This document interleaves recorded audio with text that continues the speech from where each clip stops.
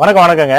நம்ம golden Suchitra nursery கார்டன்ல மூலிகை செடியில நம்ம இன்னைக்கு கருடன் கிழங்கு பார்க்கலாம் வாங்க. கருடன் கிழங்கு பாருங்க, இதுதாங்க கருடன் கிழங்கு.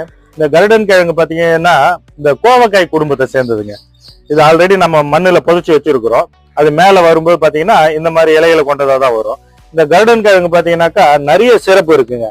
அதாவது நம்ம இத வீட்டு வாசல்ல கட்டும்போது பாத்தீங்கன்னா விஷ ஜந்துகள் எதுவுமே நம்ம வீட்டை நோக்கி வராதுங்க.